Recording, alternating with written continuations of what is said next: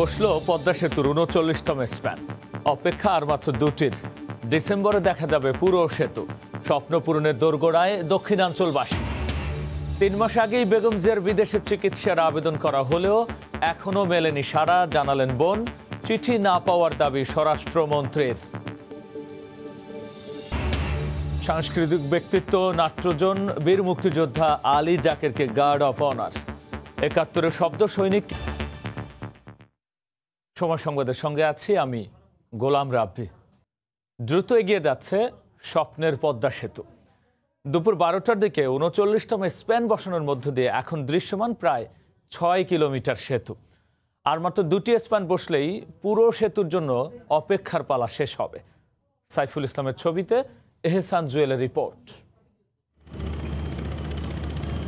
আগে থেকে মাওপাড়ে টানা ৯টি আর জাজিরা পাড়ে টানা ২৯টি স্প্যান বসানো আছে। সব মিলে দৃশ্যমান আছে ৩৮টি স্প্যান। বাকি যে ৩টি স্প্যান তার সবগুলোই মাঝ নদীতে দুই প্রান্তের মাঝে। তাই শুক্রবার সকাল ৯টায় মাওয়ার কুমারভোগ ইয়ার্ড থেকে ৩৯তম স্প্যানটি নিয়ে প্রায় ২ কিলোমিটার দূরের পিলারের দিকে রওনা দেয় ট্রেন তিয়ানিও। ৪০ মিনিটে পৌঁছে যায় ১০ ও ১১ নম্বর পিলারের কাছে। মাঝ নদীতে ভাসমান ক্রেনটি নোঙর করতে সময় লাগে আরও ১ ঘন্টার বেশি। দুই পাশে নৌযানগুলোকে সরিয়ে দিয়ে স্প্যানবাহী ক্রেনটি নিরাপত্তা নিশ্চিত করে সেনাবাহিনীর ৪টি স্পিডবোট। সব মিলে দুপুর ১২:৩০টার দিকে পিলারের উপর তুলে দেওয়া সম্ভব হয় ৩৯তম স্প্যান। কষ্ট করে বাড়িতে বা দক্ষিণাঞ্চলে যাতায়াত করি, এই ব্রিজটা হয়ে গেলে আমাদের জন্য অনেক বড় উপকার হবে। দক্ষিণাঞ্চলের উন্নয়নের সবচেয়ে বড় উপকারের পথই হবে এই মাওয়ার ব্রিজটি। ফুর্তির ব্যাপার, আনন্দের ব্যাপার। আমাদের যে পদ্মা সেতু হচ্ছে, অনেকদিন স্বপ্নের পদ্মা সেতু, এটা তো বিশাল আমাদের পাওয়া। সাম্প্রতিক সময়ে কাজের অগ্রগতিতে সন্তুষ্ট প্রকল্প কর্তৃপক্ষ বলছে তাদের অপেক্ষা এখন সবগুলো স্প্যান বসে দেওয়ার। একটা স্প্যান বসা মানে আমরা একটু খুশি হই, অবশ্যই খুশি হই। তবে আমাদের খুশি হব যেন একটা মাইলস্টোন আমরা অর্জন করবো যখন ৪১টা বসে যাবে। আমাদের সব সাকসেস হবে তখনই যখন আমরা ২০টা ওপেন করতে পারবো। আমরা সেই দিনের অপেক্ষায় আছি। এই স্প্যানটি বসানোর মধ্য দিয়ে মাওপাড় থেকে একটানা ১০টি স্প্যানে দৃশ্যমান করা হয়েছে ১.৫ কিলোমিটার সেতু। চলতি মাসের মধ্যে ৪টি স্প্যান বসানোর যে লক্ষ্য ছিল সেটি পূর্ণ হওয়ার পাশাপাশি দৃশ্যমান ৫,৮৫০ মিটার সেতু বলছে বাকি আছে আর মাত্র ২টি স্প্যান, যার একটি বসানো হবে ডিসেম্বরের প্রথম সপ্তাহে, অন্যটি দ্বিতীয় সপ্তাহে। এহসান জুয়েল, সময় সংবাদ, মাওয়া, মুন্সিগঞ্জ। শ্রদ্ধা ভালোবাসায় বিদায় জানানো হলো সাংস্কৃতিক ব্যক্তিত্ব নাট্যজন বীর মুক্তিযোদ্ধা আলী জাকেরকে। সকালে মুক্তিযুদ্ধ জাদুঘরে আলী জাকেরের মরদেহে শ্রদ্ধা জানান তার দীর্ঘদিনের সহযোদ্ধা, বন্ধু, স্বজন। এর আগে তাকে দেয়া হয় গার্ড অব অনার। বিকেলে বনানী কবরস্থানে দাফনের আগে হয় নামাজে জানাজা। মারিতেও এত ভিড়, এত আয়োজন। লিফট উঠে শুয়ে বলছে যে আমার নাম ধরে বলছে, আমার ডাক নাম ধরে বলছে ও কোথায়, ও কোথায়। আমি অবাক হয়েছে যে আমি জানি যে আমি ওর পাশে সারাক্ষণ আছি, তো যে আমার উপর এতটা নির্ভরশীল সেটা আমি বুঝতে পারিনি। শেষ মুহূর্তে তার সঙ্গে আমার একটা নাটক পাঠ করার কথা ছিল, লাভ লেটার, যার বাংলা প্রেমপত্র, আব্দুল সেলিম অনুদিত, কিন্তু করতে পারলাম না। অসাধারণ নুরুদ্দিনের চরিত্র, সেই মানুষটা এখন শুয়ে আছে কফিনে। এটা ভাবতেও খুব কষ্ট হয়। যে সকল মানুষ গত হন কিন্তু বিগত হন না, সেরকম একটা মানুষ আলী জাকের। ভোরে তার মৃত্যুর খবর শুনেই হাসপাতালে ছুটে আসেন বন্ধু, স্বজন ও দীর্ঘদিনের সহকর্মীরা। এরপর তার মরদেহ নেওয়া হয় মুক্তিযুদ্ধ জাদুঘরে। সেখানে শক্তিমান অভিনেতা দরাজ কণ্ঠের প্রিয় ছোটলু ভাইয়ের কফিনে চলে শ্রদ্ধা নিবেদন। জাকেরের মনটা ছিল একেবারে শিশু সুলভ। দেহ যদিও একটা বিশাল শালপ্রাংশু, কিন্তু মনটা শিশুর মতো ছিল এবং সবসময় মানুষের বিপদে আপদে যতটা সম্ভব সাহায্য করেছিল। বাংলাদেশ যেভাবে যে কারণে প্রতিষ্ঠিত হয়েছিল, অর্থাৎ আমাদের সংস্কৃতি, আমাদের লোকজনের মানসিকতা, ধর্মনিরপেক্ষতা, বাঙালি জাতীয়তাবাদ, সমাজতন্ত্র এবং গণতন্ত্র, এই 4টা মূল মন্ত্রকে আলী জাকের সাহেব বুকের মধ্যে লালন করে গেছেন আসলে আমৃত্যু। বাংলাদেশের মুক্তিযুদ্ধ পরবর্তী সময়ে যে দুর্যোগগুলো গেছে সেগুলো মোকাবেলা করার ক্ষেত্রে সবচেয়ে বড় ভূমিকা তারা পালন করেছেন। 21 পদকপ্রাপ্ত সাংস্কৃতিক অঙ্গনের উজ্জ্বল এই নক্ষত্রের মৃত্যুতে শোক জানিয়েছেন রাষ্ট্রপতি ও প্রধানমন্ত্রী। গেল কবছর ধরে আলী জাকের ক্যান্সারের সঙ্গে লড়াই করছিলেন। গত 17 তারিখে তিনি ভর্তি হন হাসপাতালে। সেখানে করোনা টেস্ট করা হলে ফল আসে পজিটিভ। টেলিভিশন ও মঞ্চ দাপিয়ে বেড়ানো এই মহিরুহের মৃত্যু সাংস্কৃতিক অঙ্গনের অপূরণীয় ক্ষতি। ওমর ফারুক, সময় সংবাদ, ঢাকা। কারো কাছে ফুটবল হয়েছে অর্থহীন, আবার কারো জন্য পুত্র শোকের চেয়েও কঠিন ম্যারাডোনাকে বিদায় জানানো। ফুটবল জাদুকরের শেষ যাত্রার সাক্ষী হতে এসে মাতম করেছে ভক্তরা। বুয়েনোস আয়ার্সের বাতাস ভারী হয়ে ওঠে ফুটবল ঈশ্বরের শেষ বিদায়ের ক্ষণে। পথের পরিক্রমায় বদলায় দেশ, জাতির ভিন্নতায় বদলায় আবেগের প্রকাশ। বুয়েনোস আয়ার্সে ভক্তদের উল্লাস দেখে বিভ্রান্ত হওয়ার কিচ্ছু নেই। শোকে কেউ যখন পাথর হয়ে যায়, সেই বিদায়ের ক্ষণটাকেই জরাজীর্ণ পৃথিবী থেকে চিরমুক্তি ভেবে কেউ বেছে নেয় উদযাপনকে। তাতে কি মিটে যায় আবেগের হিসাব নিকাশ? না, উল্লাসের গনগনে শিখার তলায় অঙ্গার হয়ে পড়ছে আলবিসেলেস্তাদের মন। শেষ বিদায়ে কারো স্মৃতিচারণ, কেউ বা এসেছেন ধন্যবাদ জানাতে। তাকে দেখে আমি আন্দোলিত হয়েছি বহুবার। আমি ফুটবল ভালোবাসি, মাঠে তার খেলা, তার দেশপ্রেম, সাদা আকাশী পতাকার প্রতি তার দায়িত্ববোধ, এই সবকিছুকে আসলে ভাষায় প্রকাশ করা সম্ভব নয়।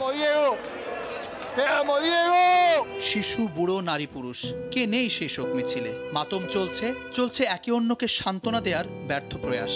ব্যানার হাতে ওভারব্রিজে দাঁড়িয়ে কেউ বা কান্নাগুলোকে পেছনে ফেলছেন গাড়ি ছুটিয়ে। 15 বছর আগে আমার এক ছেলে মারা গিয়েছে। পুত্র শোক আমি সহ্য করেছি, এবার আরেকজন চলে গেল, মানতে পারছি না।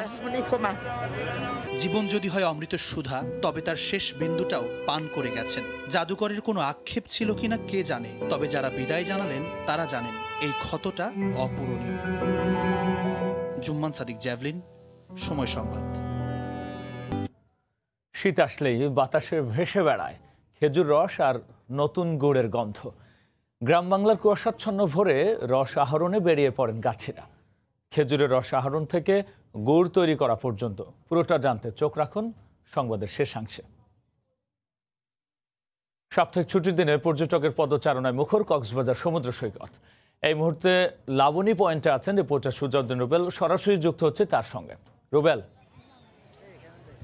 এখন থেকে ঠিক 4 মিনিট আগে দিনের শেষ সূর্যটি ডুবে যায় এবং ডুবে যাওয়ার সাথে সাথে কিন্তু আজকের দিনটি যে সূর্যটি ছিল সেটিকে বিদায় জানিয়েছে দেশের নানা প্রান্ত থেকে আসা পর্যটকরা। শুধু কক্সবাজারের বিভিন্ন জায়গা থেকে যারা এসেছেন তারা নয়, এখানকার স্থানীয় যারা দর্শনার্থী রয়েছে তারাও কিন্তু এই সূর্যকে বিদায় জানিয়েছেন। সবাই কিন্তু এই যে সাপ্তাহিক ছুটির দিনে কক্সবাজার সমুদ্র সৈকতে চলে আসেন এবং তারা যে সূর্য অস্তটি দেখার জন্য আসলে ব্যস্ত হয়ে পড়েন এবং এখানে এই সূর্যের সাথে অনেকে ছবি তুলেন। এই ছবি তুলে কিন্তু স্মৃতির পাতায় রেখে দেওয়ার জন্য ছবিগুলো তুলেন বলে আমাদেরকে জানিয়েছেন পর্যটকরা। তো এখন দেখতে পাচ্ছেন যে এখন সন্ধ্যা হয়ে যাচ্ছে, কিন্তু এখনও পর্যটকের যে চাপ সেটি কিন্তু সকাল থেকে আমরা যেটি লক্ষ্য করছি এখনও সে একই অবস্থা।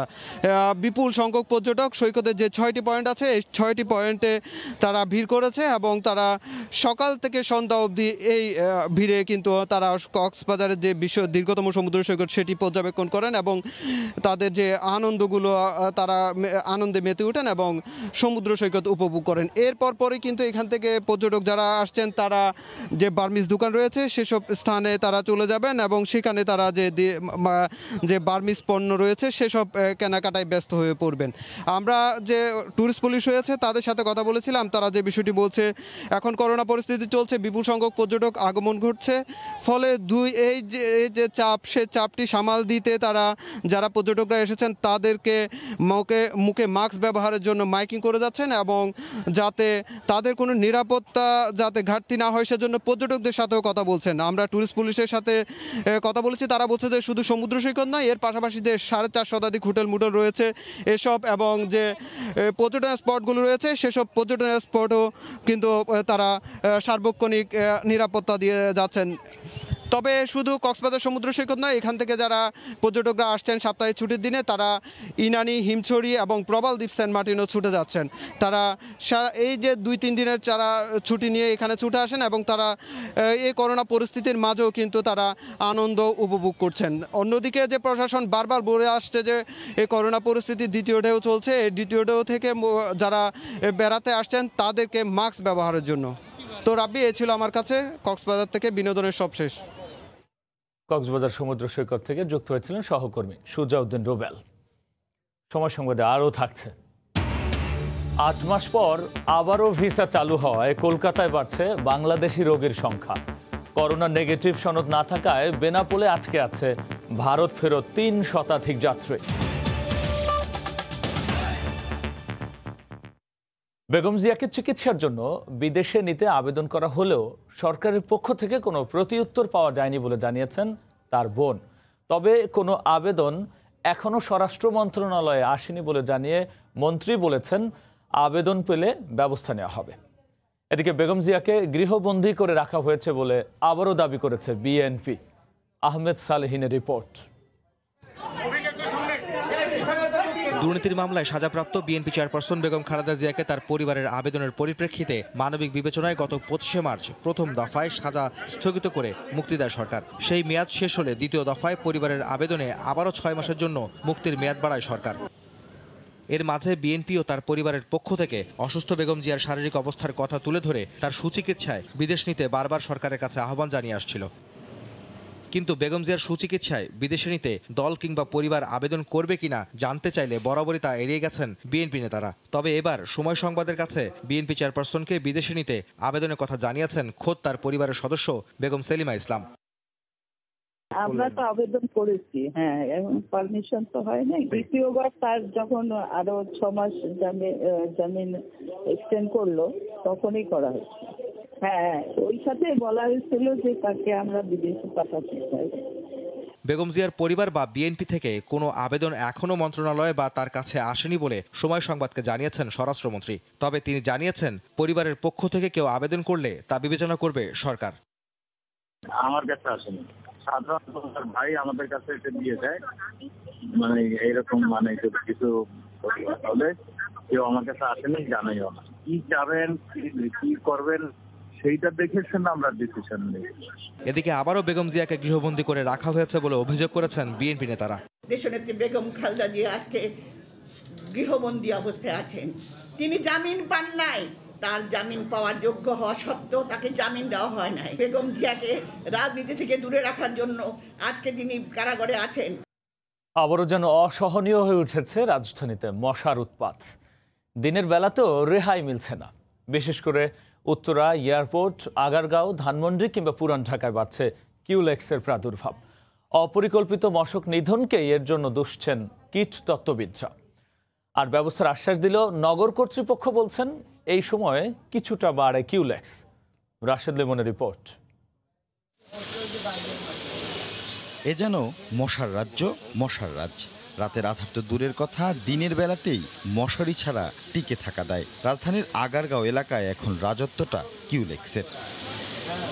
নগর জুড়ে যেন হঠাৎই আবারও জেঁকে বসেছে মশা। প্রচুর মশা, মশার জ্বালানে বসে থাকা যায় না।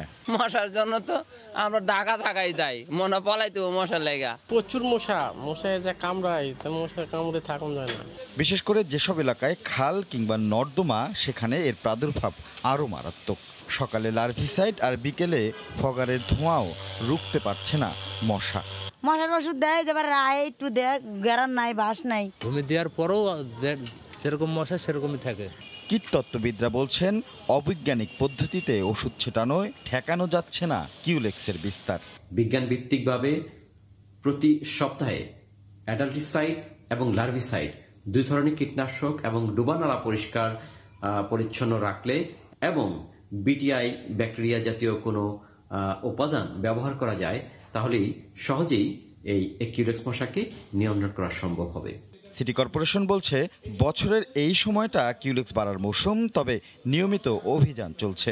আমাদের বর্জ্য ব্যবস্থাপনা বিভাগ, আমাদের ইঞ্জিনিয়ারিং বিভাগ আমাদের সাথে একই সাথেই কাজ করে যাচ্ছে। লার্ভিসাইড, অ্যাডাল্টসাইড প্রোগ্রাম এগুলো আমরা চালু রেখেছি। এই কিউলেক্স মশা অবশ্যই আমরা আশা করছি যে আমাদের যে সহনীয় মাত্রার ভেতরে অবশ্যই আমরা রাখতে পারবো। এরই মধ্যে গত সপ্তাহে একদিনের বৃষ্টির ফলে ডেঙ্গুর বাহক এডিস বিস্তারেরও শঙ্কা উড়িয়ে দিচ্ছেন না বিশেষজ্ঞরা। রাশেদ লিমন, সময় সংবাদ। স্বাস্থ্য দপ্তর জানিয়েছে শুক্রবার দুপুর পর্যন্ত সবশেষ 24 ঘন্টায় করোনায় মারা গেছেন 24 জন। এ নিয়ে দেশে মৃতের সংখ্যা বেড়ে দাঁড়ালো 6,544 জনে। এছাড়াও শনাক্ত হয়েছেন 2,243 জন।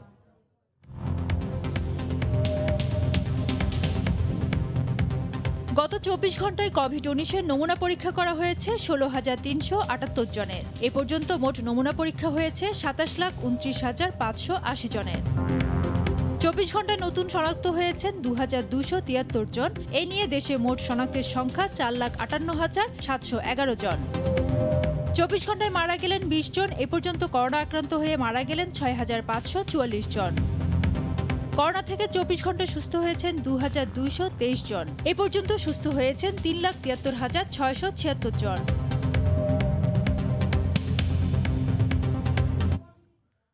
চট্টগ্রামে গত 10 দিনে করোনায় আক্রান্ত হয়ে ও উপসর্গ নিয়ে মারা গেছে 11 জন। সেই সঙ্গে 1100 মানুষ নতুনভাবে আক্রান্ত হয়েছেন, যার মধ্যে যুবকদের আক্রান্তের হার সবচেয়ে বেশি। সিভিল সার্জন বলছেন, সচেতনতা ছাড়া কোনোভাবেই করোনা প্রতিরোধ সম্ভব নয়।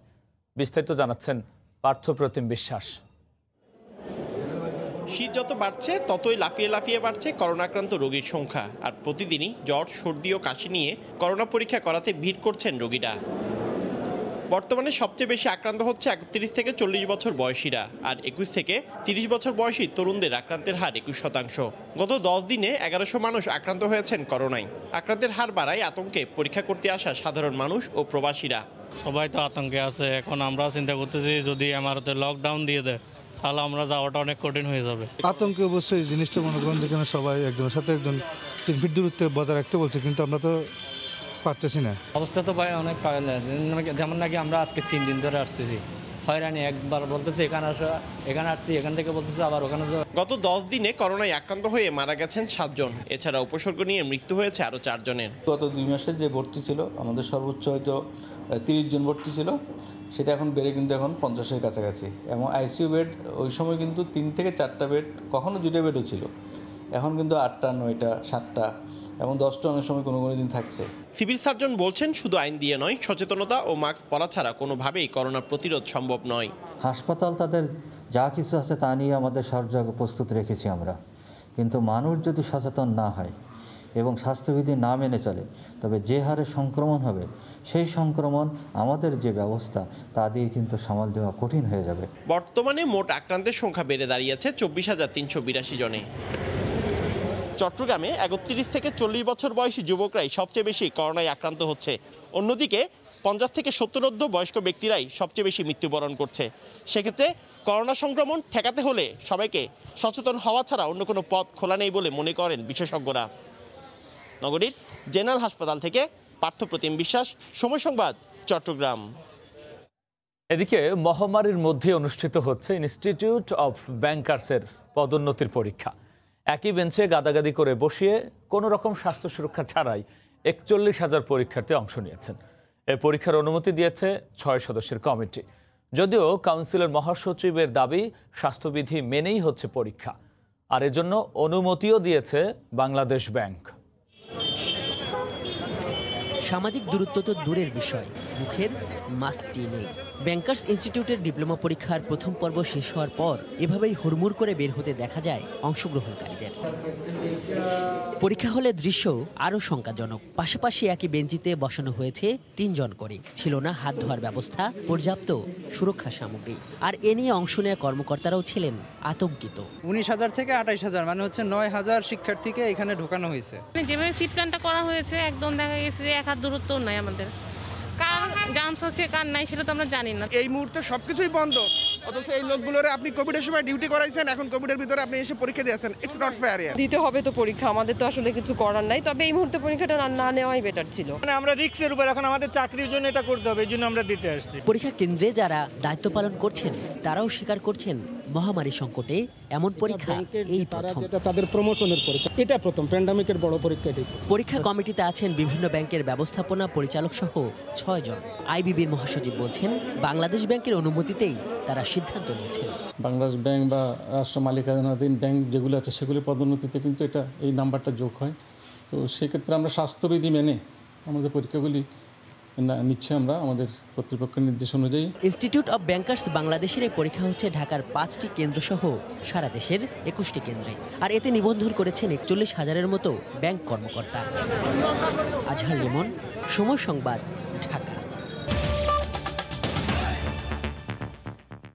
প্রায় 8 মাস বন্ধ থাকার পর শুধু পর্যটক ভিসা ছাড়া প্রায় সব ধরনের ভিসা দিতে শুরু করেছে ভারত সরকার।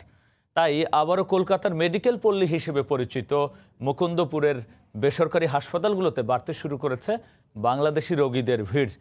এতে সংশ্লিষ্ট খাতে পেশাজীবী মানুষের জীবনে স্বস্তি ফিরতে শুরু করেছে। সুব্রত আচার্যের রিপোর্ট। কলকাতার মেডিকেল পল্লী বলে পরিচিত শহরের বাইপাস লাগোয়া মুকুন্দপুর এলাকায় বছর জুড়েই দেখা মিলত বাংলাদেশি রোগী সহ বিদেশি রোগীদের। কিন্তু এবছর করোনার কারণে লকডাউনের কবলে পড়ে ব্যবসায় হিমশিম খাচ্ছিল হাসপাতালগুলো। তবে গত কয়েকদিন ধরে আবারও বাড়তে শুরু করেছে বাংলাদেশি রোগীদের উপস্থিতি। আসতে পারছিল না, বাইরের মন্দ ছিল তখন আমাদের, এখন আবার এসছে, আবার ভালো। সরকারি হিসেব মতে স্বাভাবিক সময়ে বাংলাদেশ থেকে প্রতিদিন গড়ে 6.5 থেকে 7,000 পর্যটক ভারতে আসেন। এদের মধ্যে প্রায় 50% আসেন চিকিৎসা সেবা নিতে। আমি তো চারবার আইছিলাম এই জায়গায়। স্বল্প খরচে পরিষেবাটা দেওয়া হয় অন্যান্য দেশের তুলনায়, সেই ক্ষেত্রে তারা লাভবান হবেন। গেল অক্টোবরে শর্ত সাপেক্ষে পর্যটন ভিসা ছাড়া মেডিকেল সহ আবারও সব ধরনের ভিসা দিতে শুরু করে ভারত সরকার। সুব্রত আচার্য, সময় সংবাদ, পশ্চিমবঙ্গ, ভারত। এদিকে আজ থেকে ভারত ফেরত যাত্রীদের লাগছে করোনা নেগেটিভ সনদ।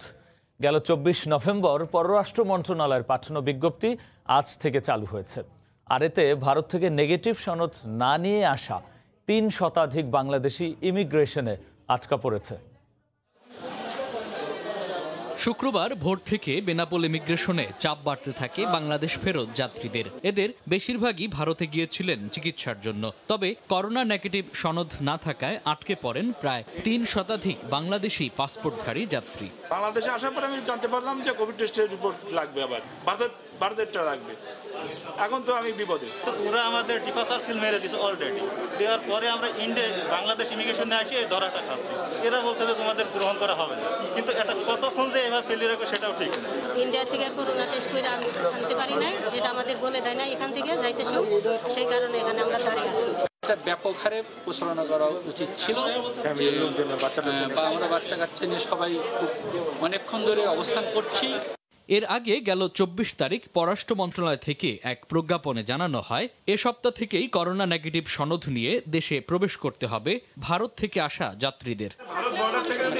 তবে বিপাকে পড়া যাত্রীদের বিষয়ে ঊর্ধ্বতন কর্মকর্তা থেকে আদেশ আসার পরেই সিদ্ধান্ত নেওয়া হবে বলে জানান স্বাস্থ্য কর্মকর্তা। পাসপোর্টধারী সমস্ত যাত্রীকে করোনা নেই এই মর্মে পিসিআর ভিত্তিক যে ল্যাব রিপোর্ট গত 72 ঘন্টার ভিতর সেটা এখন থেকে সাবমিট করতে হবে, না হলে তারা বাংলাদেশের অভ্যন্তরে প্রবেশ করতে পারবেন না। গড়ে বর্তমানে প্রতিদিন বেনাপোল চেকপোস্ট দিয়ে ব্যবসা ও চিকিৎসার জন্য প্রায় 1500 যাত্রী যাতায়াত করেন। সময় সংবাদ, বেনাপোল।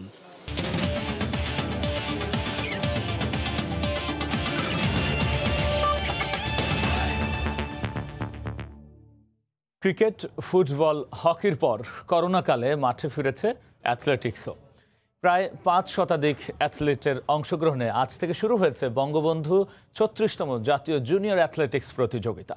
সকালে বঙ্গবন্ধু জাতীয় স্টেডিয়ামে 1500 মিটার দৌড় প্রতিযোগিতার মাধ্যমে শুরু হয় এবারের আসর, যেখানে ছেলেদের ক্যাটাগরিতে সবাইকে পেছনে ফেলে স্বর্ণ জিতে নেন পাবনা ক্রীড়া সংস্থার আল মামুন।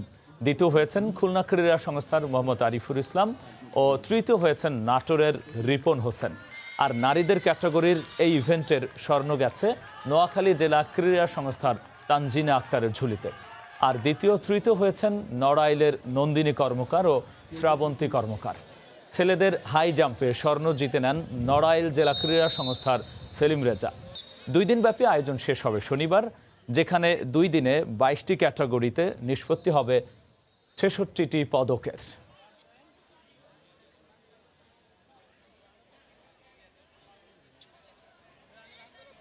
শীতেলেই যেন বাতাসে ভেসে বেড়ায় খেজুরের রস আর গুড়ের ঘ্রাণ। তাই মৌসুমের শুরুতেই খেজুরের রস আহরণ থেকে গুড় তৈরি পর্যন্ত পুরোটা সময় ব্যস্ততা বাড়ে রাজশাহী অঞ্চলের গাছিদের। আব্দুস সালামের তোলা ছবিতে সাইফুর রহমান রকির রিপোর্ট। ভোরে কুয়াশা ভেদ করে পূর্ব দিগন্তে সূর্যের আভা, আর ঘাসের ডগায় মুক্তার মতো জলজলে শিশির বিন্দু জানান দিচ্ছে শীতের আগমনী বার্তা। আবহমান গ্রাম বাংলায় শীতের সকালে সূর্য মিটমিট করে আলো ছড়ানোর আগেই খেজুরের রস আহরণে বেরিয়ে পড়েন গাছিরা। হাড়িতে সংগৃহীত রস নিয়ে ছোটেন চুলার কাছে। টিনের বড় পাত্রে রস ঢেলে জাল দিয়ে শুরু হয় গুড় তৈরির প্রক্রিয়া। আস্তে আস্তে রস শুকিয়ে রূপ নেয় লাল গুড়ে। রস জাল করে গুড় তৈরি হতে সময় লাগে 3 থেকে 3.5 ঘন্টা। এরপর তা তোলা হয় স্থানীয় বাজারে। সেখানে বিক্রি করে যে আয় উপার্জন হয় তা দিয়েই চলে তাদের জীবন জীবিকা। শীতের শুরুতে পাটালি ও লালি এ 2 ধরনের গুড় তৈরি করা হয়। গুড়ের রং আকর্ষণীয় ও সুস্বাদু করতে হাইড্রোস, ফিটকিরি এমনকি চিনি ব্যবহার করছে অনেক গাছি।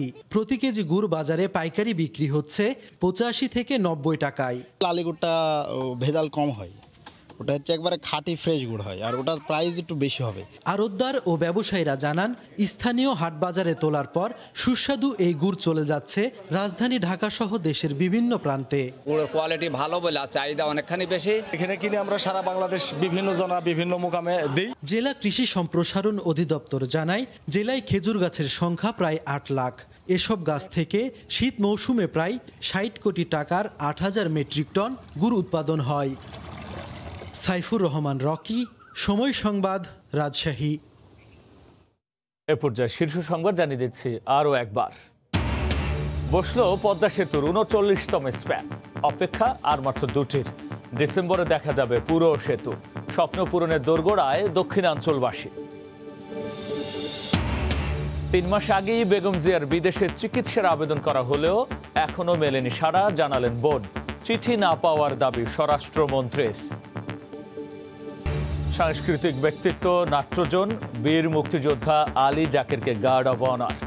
71 শব্দ সৈনিককে মুক্তিযুদ্ধ জাদুঘরে শ্রদ্ধা নিবেদন, বনানীতে দাফন। এই ছিল এখনকার মতো। সঙ্গে থাকুন সময়।